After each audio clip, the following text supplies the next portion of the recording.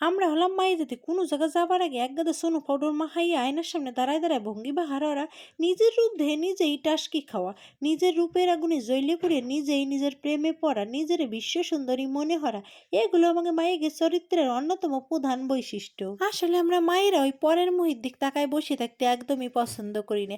ওই কোন সময় শ্বশুরের চলে সে কবিনি তোমারে বাড়ি ফাইন দেওয়া যাচ্ছে, আমারে বিশ্ব সুন্দরী বলে খেতাব দেবে না, ওই আশায় বসে থাকার টাইম আছে নাকি? আমি নিজেই নিজেরই বিশ্ব সুন্দরী মনে করি, নিজেই নিজেরই ভালোবাসি, নিজেই নিজের রূপ দেখে নিজের রূপের প্রেমে পড়ি। এটাই ঠিক আছে না ক বুবুরা? তো হ্যালো এভরিওয়ান, তোমরা সবাই কেমন আছো? আশা করি ভালো আছো। তো তোমাদের সাথে আজকে আবার একটা ছোট্ট মিনি ব্লগ শেয়ার করতেছি। এটা ছিল গত শুক্রবারের ভিডিও। আমি আমার বোনের বাসায় গিয়েছিলাম। আসলে আমার জ্যাঠাতো বোনের ছেলের হচ্ছে অন্নপ্রাশন ছিল, ওখানেই আমাদের নিমন্ত্রণ ছিল। আমার মেজো বোন, এই যে আমার দিদিভাইও এসেছে। তো আমরা সবাই মিলে ওদের বাড়িতে এন্ট্রি নিচ্ছিলাম, সেই সময়ের ভিডিও এটা। দেখো আমার ছেলেকে কোলে নিয়ে হচ্ছে আমি ক্যামেরাটা ধরেছি, আমার হাজব্যান্ড ক্যামেরাটাও ধরে দিচ্ছে না, এদিকে ছেলেও আমার কোল থেকে নামছে না। কি একটা কষ্ট আমার, দেখো।